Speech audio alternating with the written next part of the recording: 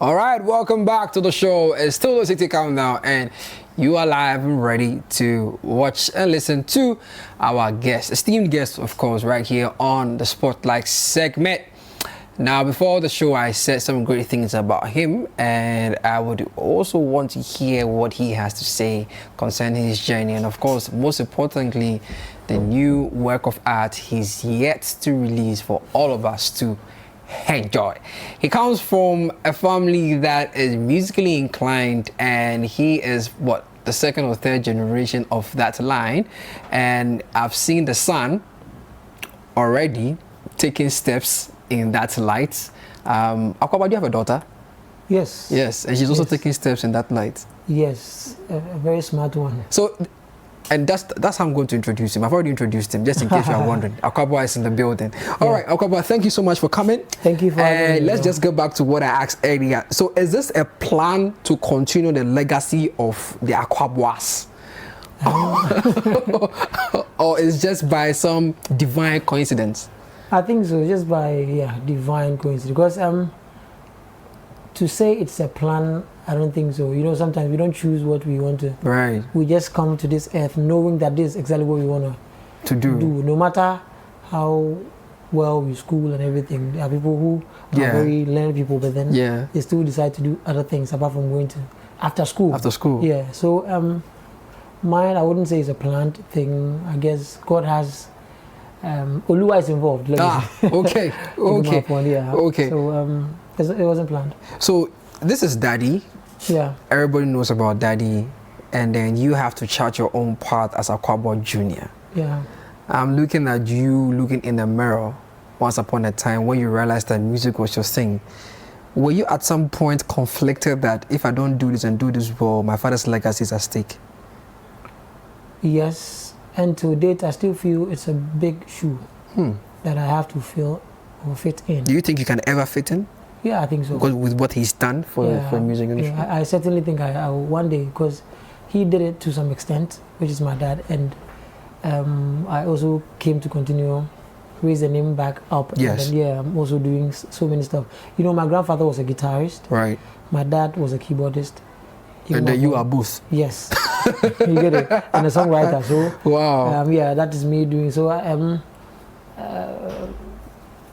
basically that's it. I don't think I can't feel the shoes. Eventually, it's a gradual process. But you think your son and daughter would equally do what you're doing, or you're going to leave them to choose what they want to do, even though they might be good at the music thing? I think I would allow them, because that's one thing that never took away from me, my freedom to choose what I would want to do or who I want to be. Wow. He just left me, allowed me to find yourself.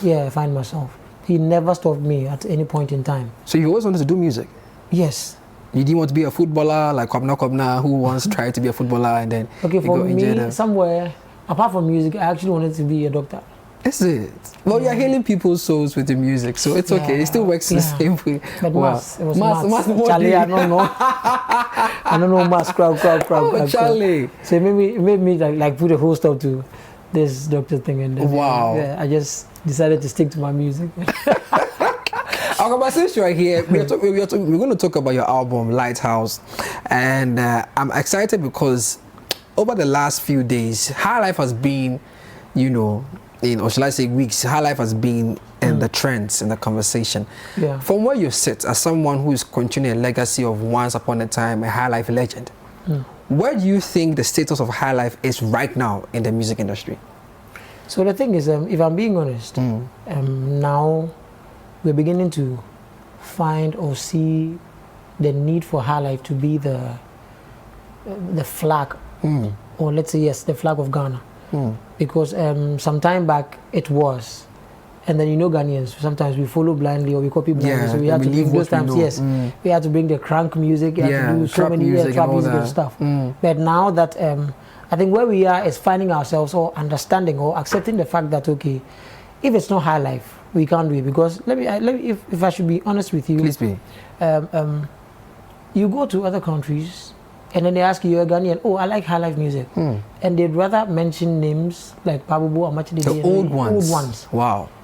3-4 days ago, I had a call from the UK that they wanted to put my grandfather's song. Instead of, it's not even my dad though. Your grandfather? Father, yeah, that's the songs they were looking for to purchase.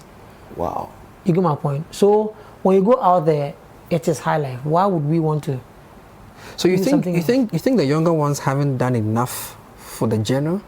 They are doing what they can, but I think there's more room for improvement. Why am I saying this? You know, when it comes to Highlife, it is not just about one person doing the whole beats. Those times there were different, like, people coming instrumentalists coming together to compose the song. All play. There were trumpeters, there were guitarists, and those people were not people that would just come and hold the instrument. They were great music. Like, they were people that has already played for years, mastered their craft when it comes to keyboards, guitar. So even when you listen to the songs, even if you bring it to a match, they did song. They were great musicians. They were all people who came together to make the Highlife work. You get my point. So it's about time that now, where we are, we find ourselves, we need to inculcate that into our music. Our music. Yeah, you need to call people, let them be part of it. I'm an instrumentalist myself. I can do everything by myself, but then once I'm done working on the keyboards, I call friends. I have Dominic, I have Ureku, my band. They should bring their inputs. They bring their inputs, the drum, or say plays the drums and everything. In as much as I can bring a drum sample or anything, I still want to bring all of them to make it look like the Highlife we know. To still preserve the culture. Yes, you get my point. So there is more to be done.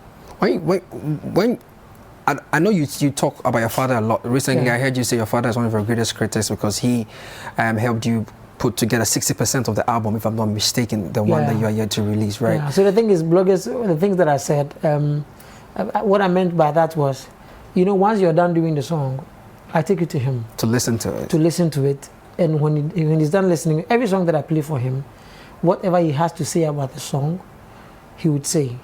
And for me, that is almost 60% of the work done. Right, so that's what you meant. That's what I meant. Right. But most of the things that I had to work on them. On your own. Yeah, and once that I'm done, I take it to him. Now we say I'm here. No, what do you say? So do you think if your dad, God forbid, but if you think your dad wasn't around, do you think that you would have had that kind of back? Because you are gracious to have your dad still tell you this is what you need to do to preserve the culture. Yeah. But I'm thinking about the others who think they are doing Highlife, but they aren't doing it because they are losing touch with the culture.